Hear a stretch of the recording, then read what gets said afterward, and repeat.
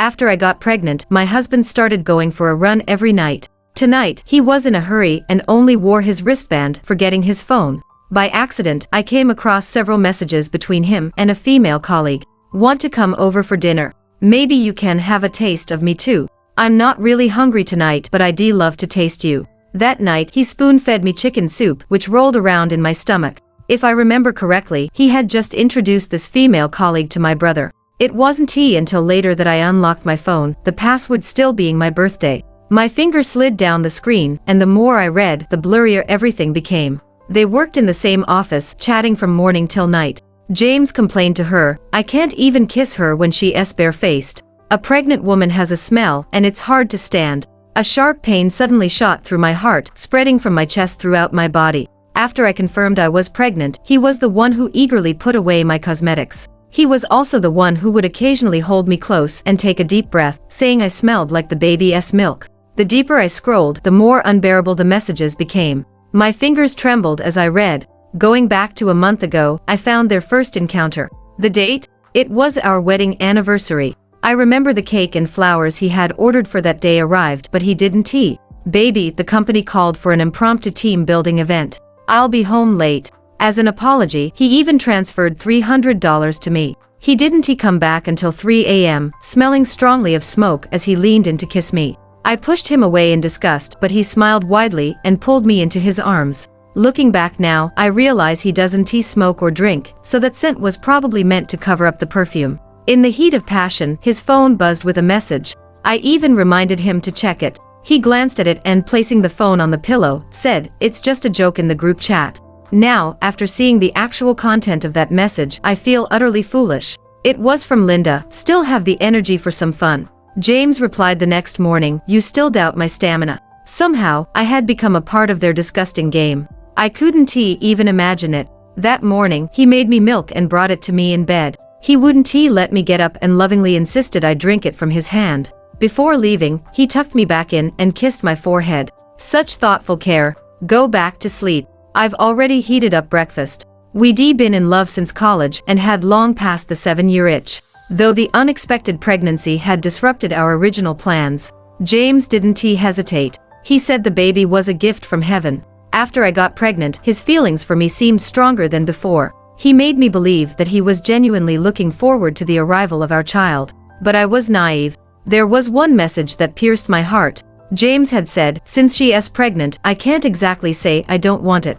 Guess I'll just have to go along with it." He felt no shame in cheating, then came back to play the role of a devoted husband. The more he doted on me, the less guilty he seemed. I finished reading all the chat history, fighting back the disgust while taking screenshots as proof. Then a new message popped up. The profile picture was my brother David's. "Bro, be considerate of Linda, don't give her so much work. She's going to be your sister-in-law, and she's so busy she falls asleep the moment she gets home. We don't even have time for dates." I instinctively clenched my teeth. Not long ago, James had been at a family dinner, eagerly introducing a potential match to my brother. That match? None other than Linda. A few seconds later, James replied, "Have her meet you for a movie tomorrow, I'll get the tickets." David sent a string of laughing emojis. "Thanks, bro, you're the best." My blood rushed to my head and the world spun. It wasn't hard to imagine what those two were up to right now. My silly brother didn't even know he was the fool in someone else's chat history. Just then, my phone rang. It was James calling. "Baby, did I forget my phone at home?" His breath sounded heavy. "Did you?" I didn't notice. He seemed to breathe a sigh of relief. "Why aren't you asleep yet? Go to bed, don't wait up for me." I stood on the balcony and asked, "Where did you run off to?" "The park nearby." I kept my voice steady, but I saw the news this morning. "They're doing construction there with the road blocked off." There was a pause, then he quickly responded in a light tone. "I went around it, don't worry about me." The call ended quickly, and I swear I heard a soft laugh on the other end. My heart clenched with pain, and I leaned against the railing, trying to steady myself. It took a while before I could breathe normally. David was so pleased with Linda, constantly talking about how he wanted to marry her soon. But Linda wasn't thinking the same way. We'd crossed paths a few times at company gatherings. Colleagues either called me sister-in-law or boss. One time, while I was in the restroom, I'd been squatting for too long and couldn't stand up. That's when I overheard a conversation between her and another girl. She was talking about James, praising him non-stop. William is so thoughtful, it's a shame all the good men marry young. Then she changed the topic, laughing a couple of times. No wonder Susan is rushing to have a baby, she's afraid she can't keep him, huh? The other girl quickly hushed her, don't talk nonsense, it's probably an accidental pregnancy. Linda laughed, it's just a trick all married women use. I guess James thought the same way. Honestly, if it weren't for her intentionally leaving clues, I wouldn't have suspected so soon. 2 weeks ago, Linda posted a photo in her social media, taken when the company colleagues hiked to the mountaintop to watch the sunrise. In the photo, although there was one person between her and James, she was standing sideways, smiling brightly, full of youthful energy. The oversized men's t-shirt she was wearing, I recognized it immediately, it was the one I had personally prepared for James. Her long, smooth, and fair legs under the shorts, with the 2 red marks on her knees standing out sharply in contrast. I stared at that photo for the entire afternoon, an inexplicable feeling of unease creeping up on me. Once the seed of doubt is planted, it grows wildly in the heart. I began to notice the smile James would unintentionally show when replying to messages. He started spending more and more time in the bathroom. Many times, his phone would buzz with messages, and the profile picture always showed that little chick wearing sunglasses. In their chat history, I saw nothing but the ugliness of human nature. Linda described in detail every interaction she had with my brother. She even teased, "What if I marry him? It'll be fun if the 4 of us sit at the same table." James replied with several smiley faces, as if he wasn't bothered by the possibility at all. Linda continued to push, "How about I marry him while carrying your child? Susan designs you, I'll design her brother." James replied, "Silly girl." This sentence, full of affection. My world shattered. James thought it was my fault for getting pregnant, ruining his ideal of a child-free life. We'd shared the same bed for years, yet he never bothered to confirm anything, just made his own assumptions. I shook my head bitterly. When love comes to an end, there doesn't seem to be anything worth holding on to. I recalled how, 2 months ago, his mother had held my hand, tears streaming down her face, begging me. His dad is in the late stages of cancer, and his only wish is to have a grandchild. Susan, please forgive me. I didn't know what else to do. That's why I came up with such a scheme. I was never accidentally pregnant. I stayed awake all night, and just as dawn was breaking, I saw a message in the family group chat. Yesterday, James had asked his mother specifically about making chicken soup.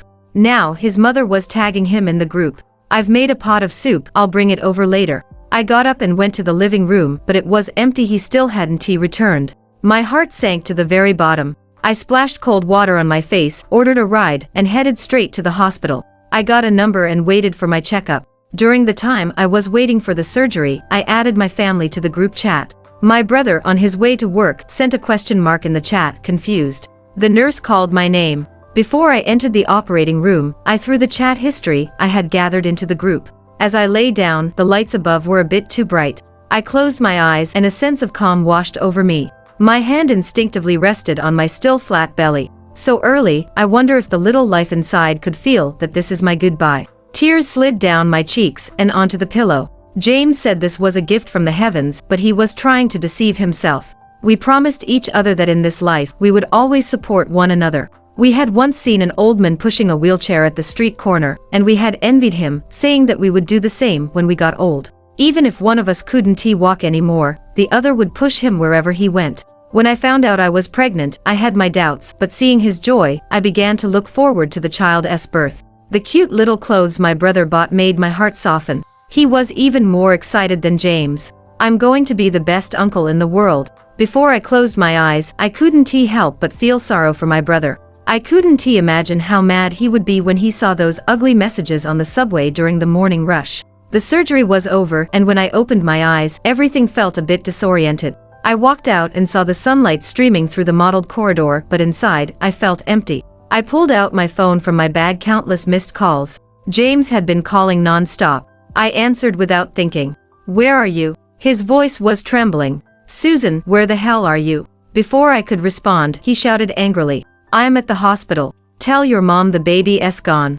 I hung up immediately. I didn't want to hear his voice for a second longer. I looked down at my phone while walking out, the family group chat flooded with thousands of messages. The first person to check the chat history was probably my brother. His first message was at James. "Asshole, where the hell are you now?" No one scolded him, and it took a while for my mother-in-law to show up.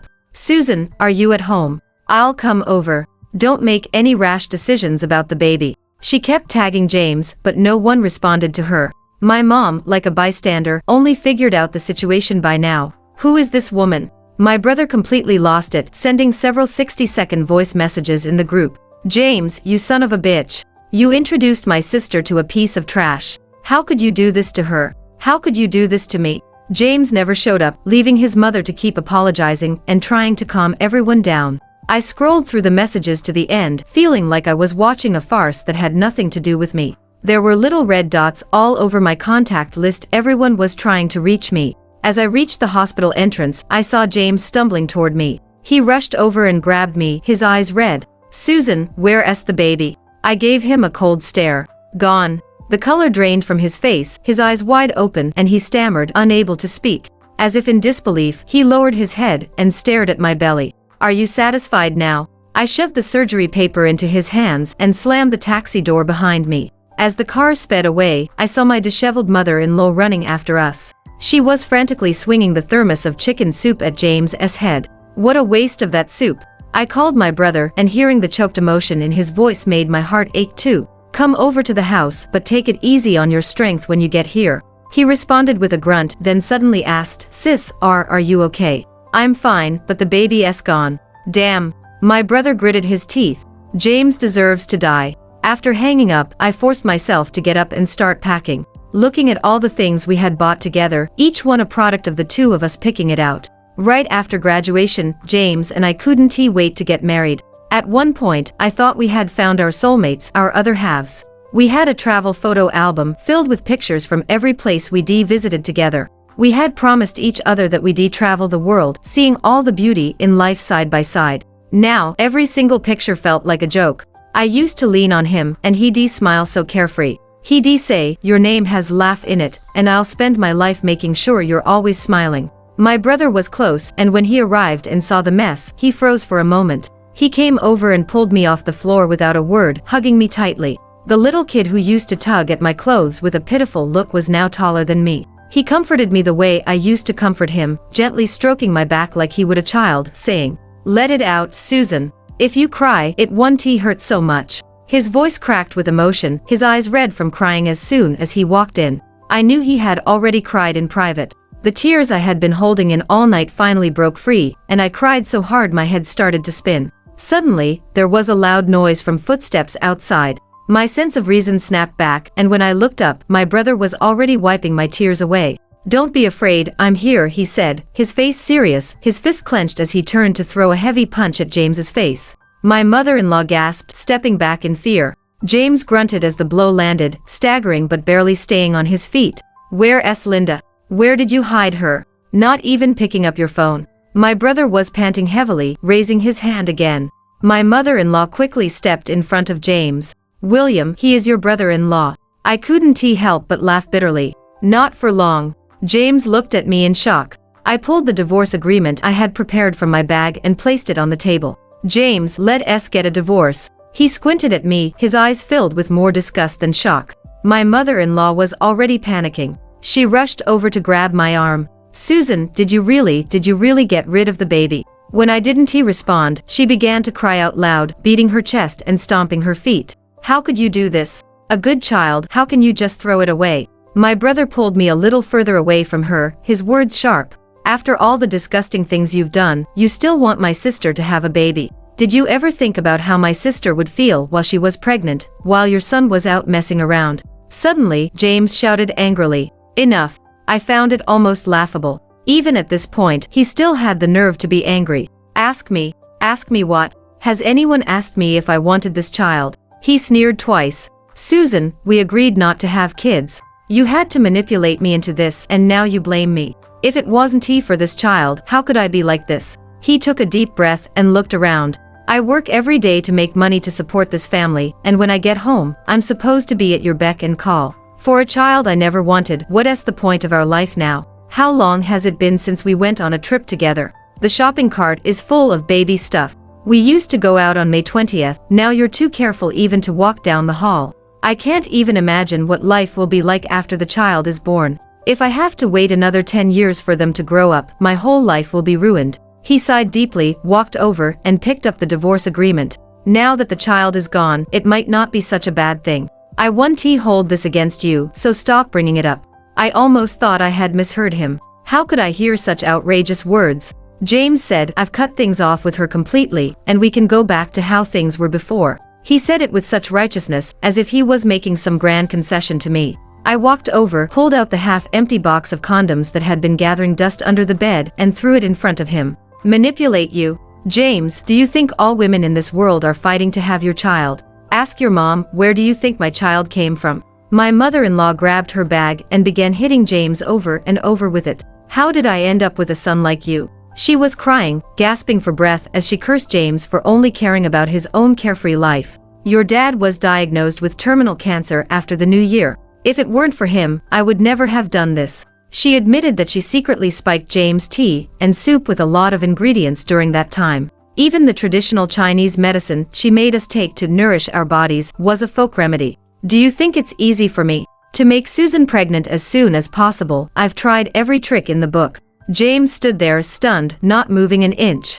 I recalled the cruel words he had said to Linda about me. I suspect she drugged me. I was really restless during that time, out of control. Linda had laughed and said, I think you're still pretty restless now. Those reckless words made me sick every time I remembered them. I shoved the pen into his hand. Sign it. I couldn't say anything forgiving. I hated him with all my heart. He trembled as he reached for the pen but hesitated in midair. My mother-in-law collapsed on the floor, still crying. How am I supposed to explain this to your dad? James lowered his head, his eyes red, and after a long silence, he muttered, Susan, give me some time to think about it. My brother snorted and immediately grabbed my arm, pulling me toward the door with my suitcase. Wait. James seemed to panic, hurriedly grabbing me. Please don't leave, okay? I know if you leave, we'll have no chance to make things right. Make things right. I found every word coming from his mouth utterly ridiculous.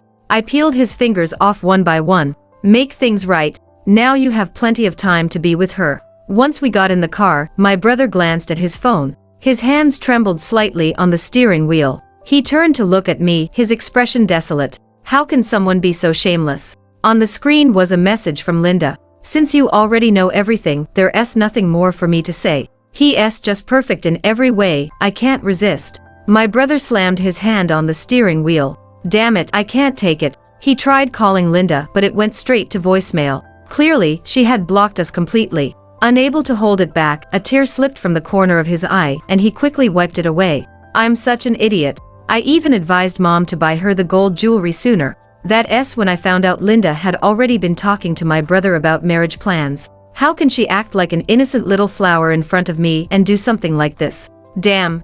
I gave a bitter smile, unable to offer any words of comfort. None of us had ever encountered such a disgusting person before, let alone two of them at once. I'm going to find her, my brother suddenly said, starting the car with a furious puff of his cheeks. Mom's gold bracelet is still with her. I'm not letting her get away with it. That bracelet was identical to mine, something Mom had prepared for my future sister-in-law. Under these circumstances, I didn't want to see Linda.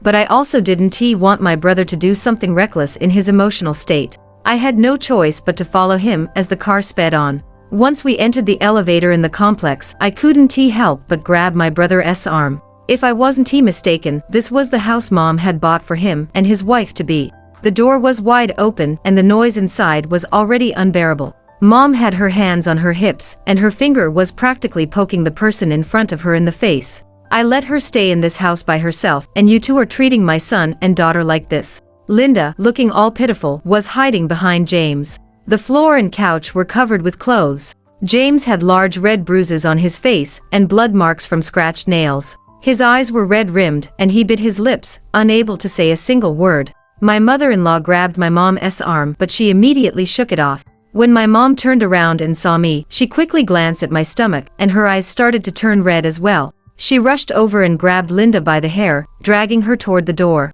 You shameless thing, get out. James grabbed her hand. Mom, don't call me that. You don't deserve it. When my mom was furious, even my brother couldn't hold her back. I watched as Linda was dragged by my mom, her hair in my mom's grip, pushed toward the door. James didn't even try to stop it. Linda stumbled to the ground, grabbing the doorframe, crying so pitifully that she looked even more like a helpless little flower.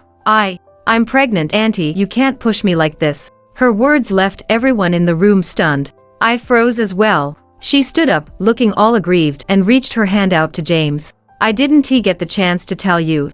James's eyes were about to pop out. How is that possible? We weren't using protection. He glanced at me and suddenly fell silent. My brother's fists were clenching so hard they made cracking sounds. Without warning, he rushed over, grabbed Linda's wrist, and yanked off her gold bracelet. It hurts, ugh, she cried, her eyes wide open, tears welling up from the pain. You're such a filthy person. My brother stormed over, tossing her clothes and luggage outside. I let out a long breath and glanced at James. Well, looks like you're all set now. My divorce papers are ready to go. If you don't sign, you're going in. James hung his head in silence for a long while, but when he looked up at me again, his eyes were filled with panic. Susan, it's not what you think. My mom's face was already dark, and she dragged both my mother-in-law and James out of the room. The door slammed shut with a loud bang. My mom's voice echoed in the room, deafening. Divorce.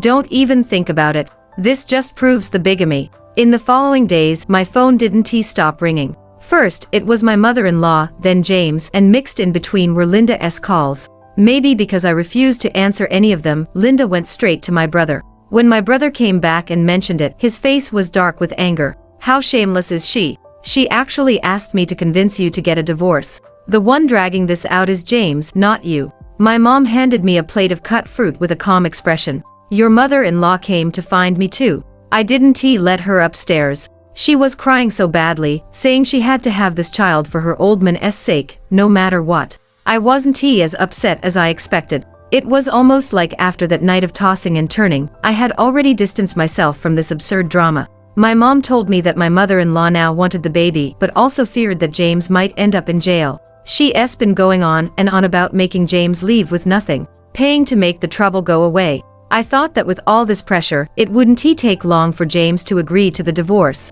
But when he showed up at my door again, he was here to ask me to come back. Susan, please come back with me, okay? He waited until my mom had gone to the market, then sneaked over to knock on the door. He looked terrible, his hair was messy, and his eyes were sunken. Sign the papers. If you leave with nothing, we'll be even. He suddenly looked up at me, his eyes filled with pain. Even? How can we be even? How many years have we been together? I never thought about divorcing you. It had been many years. From classmates to lovers to husband and wife, a third of my life was spent with this man.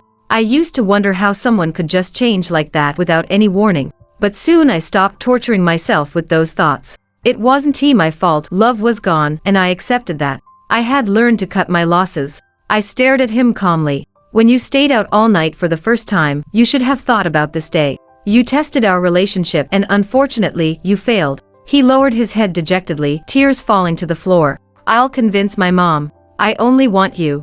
I don't want the baby. I couldn't help but laugh. James, it's me who doesn't want you anymore. The divorce papers were brought by my mother-in-law. She also brought a bunch of stuff, but my mom threw everything out. With tear-filled eyes, my mother-in-law apologized through the door to my mom. Our family has wronged Susan and William. I know you look down on us, but I really had no choice. I sat motionless on the couch, as if everything she was saying no longer had anything to do with me. She said that she had begged and pleaded with James to sign the divorce papers. But he insisted on leaving with nothing. Susan, he can't let you go. It's all because of me, I forced him. I'm guilty. I didn't want to think about his feelings anymore. What do you mean can't let go? What about all the times he made excuses to run off and sleep with Linda? What about when he ridiculed me and our unborn child? Where did he put me? A month later, my mom booked a flight for me and insisted my brother escort me onto the plane. Go get some fresh air. Whatever you want, let your brother buy it for you. Honestly, I wanted to tell her that I was doing just fine, and that my mood was surprisingly calm. But when I saw my poor brother, I couldn't bring myself to refuse. We went to New York, and every now and then, I'd catch my brother staring at Linda's social media posts. The glaring line separating them seemed to be cutting deep into his heart, keeping him restless. I patted his shoulder and handed him a can of beer. Don't punish yourself because of someone else's mistakes. Your goodness will eventually be seen by someone who deserves it. My brother sighed and asked me, gloomily, is having a kid so terrible? What the hell is James thinking? I thought seriously about this question. From time to time, I tried to find answers within our marriage. But eventually, I gave up. It's not the child's fault, nor the fault of the marriage, it's the fault of the person. Whether it was a spur-of-the-moment mistake or something premeditated, the fault lies with that person. I let go, realizing that it's not so rare in this world to be let down by someone you trust. After returning from New York, I heard that James and Linda had both quit their jobs. It sounded better to say they resigned. The truth was they couldn't handle the gossip and the negative impact anymore, and both were fired one after another. There were no disputes over assets, so James and I agreed to go get the divorce certificate. When we arrived, Linda opened the car door and followed us out. With her head held high in a victorious manner, she linked arms with James. James furrowed his brows, quickly yanked his arm away from hers, and walked straight in. She chased after us, grabbing my arm. "Susan, this divorce can't happen." James paused and impatiently said, "Wait for me in the car." She refused. "You don't even have a stable job now, why should James leave with nothing?" She gently placed her hand on her belly, tilted her head, and looked at me. "You're on your own, what expenses do you have? Unlike us, who will soon need money everywhere." I nodded. The car, the house, the savings we've earned quite a bit over the years. She glanced at me and softened her tone. "James has worked so hard, don't you want him to end up middle-aged with nothing?" I smiled and looked at her. "What does it have to do with me? Whether he's tired or not, that's between the two of you now." She was momentarily speechless, and when she tried to grab me again, I deftly avoided her. We smoothly obtained the divorce certificate. James stared at the steel stamp, his fingers trembling as he ran them over it. A tear dropped onto it and he looked up at me, dejected. "Susan, how did we end up like this?" I stopped in my tracks and said, "Do you remember that day? I gave you a chance. I never liked the sentimental speeches. I thought if I waited a few hours you wouldn't leave by then. But you couldn't wait. That was the last chance I gave you." I ended my vacation and returned to work early. Life seemed to return to its usual calm. During my free time, I socialized and made new friends. There were a few young girls who blushed and asked me about my brother whenever they saw him bring me things. Soon after, I heard my mom mention that my brother was getting some romantic attention. One of those girls left a great impression on me. She was cheerful and outgoing. I watched as my brother became more and more upbeat, going out on dates, and it seemed like he was getting better every day. With all forms of contact cut off, James seemed to vanish from my world completely. A few months later, my mom casually brought up his name at the dinner table. The old man at the supermarket said he ran into him, buying a lot of instant noodles alone. I got curious and asked around. Apparently, he's renting a place by himself now.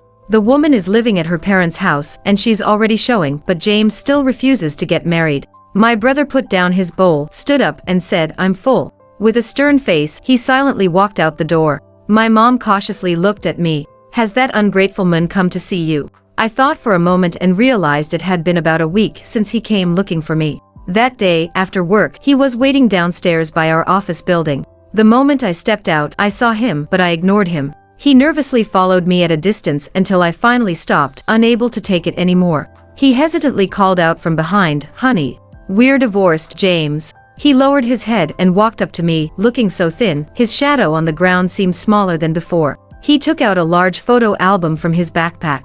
"Keep this as a souvenir." I didn't take it. "There's nothing to keep. I can hardly remember the past few years with you." His hand, gripping the album, trembled uncontrollably. "I'm sorry, Susan. I think about it every day. How did I lose you? I should have made sure you smiled every day. I thought it would all pass. As long as I had you in my heart, you'd eventually forgive me." I walked around him without a word and left. When both the body and soul are lost, there's no way back home. I never expected Linda would come to our house. When my brother opened the door and saw her, he immediately froze and tried to shut it, but she stopped him. "David, don't push me away." I was carrying some soup out and heard that, almost dropping the bowl. Linda was covered in mud, wearing only one shoe, and her belly was huge. When she saw me, her eyes darted away in panic. I walked over. "What's going on? Did you get the wrong house?" She hesitated, then finally muttered, the baby's not James's." I almost burst out laughing, but seeing my brother's dark expression, I forced myself to hold it in. James's mom took me to get a DNA test for the baby. "It doesn't match," she cried pitifully, wiping her tears with the back of her hand. In just a few months, she had gained a lot of weight, and her disheveled appearance made her look even more miserable. "David, it's all my fault, but for the sake of the baby, can you forgive me? I can't have an abortion now, the pregnancy is too far along."